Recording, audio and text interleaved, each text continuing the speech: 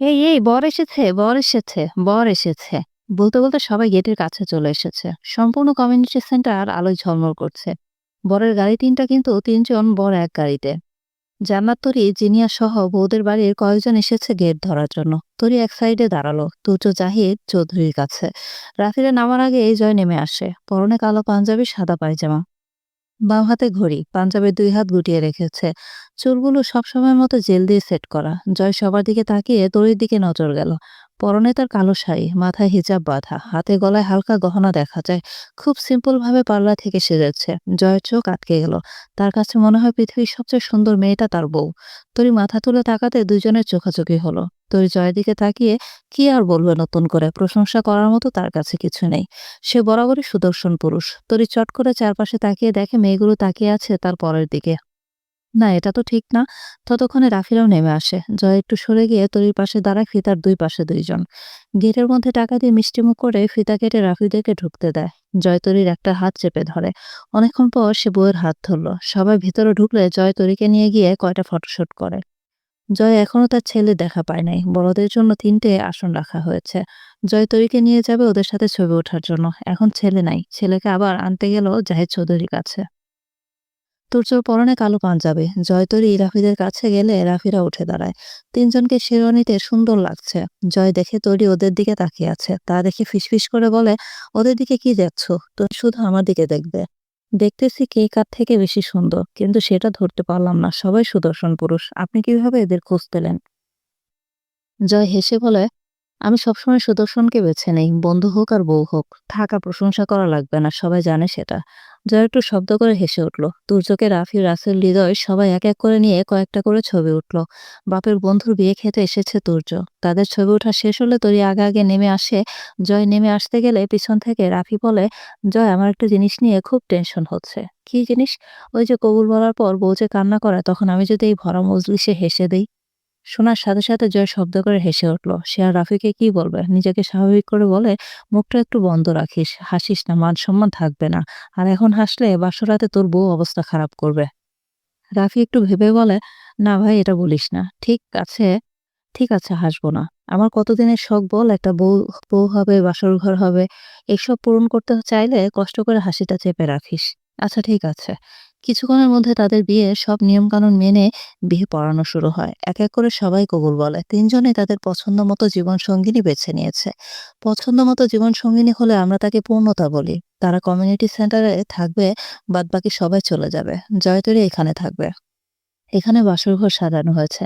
বাসরঘরের টাকা পরিশোধ করে দিয়ে যে যার মতো ঢুকে যায়।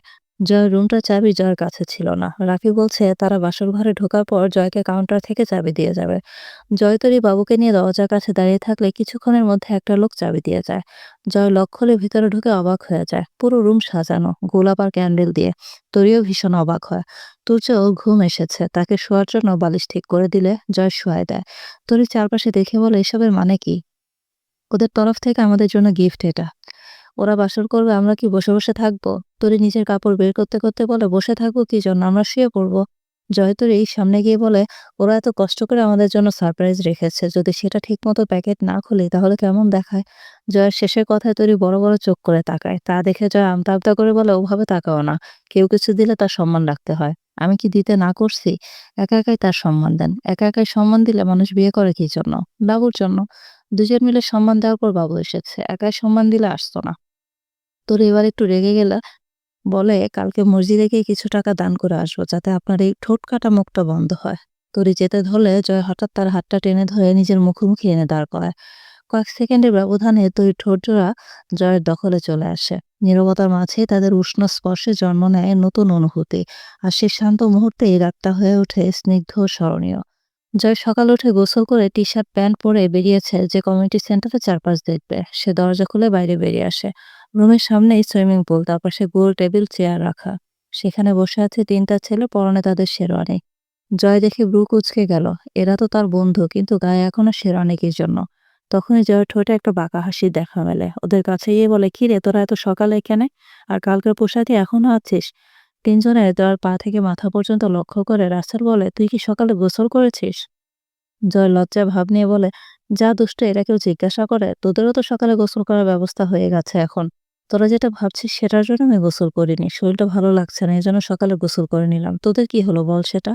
রাফি মুখটা গম্ভীর করে বলে, "কিছুই হয় নাই।"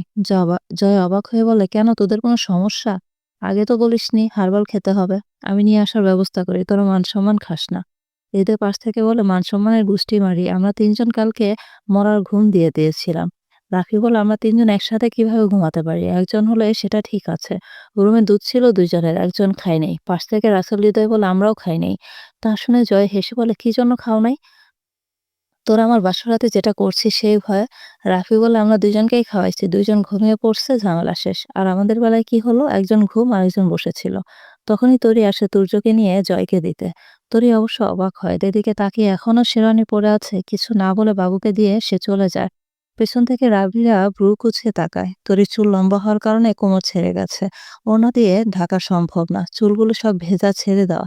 তা দেখে রাফি জয়ের উদ্দেশ্যে বলে, "তোর বউকে সকালে ভালো লাগছে না, এজন্য গোসল করছে।"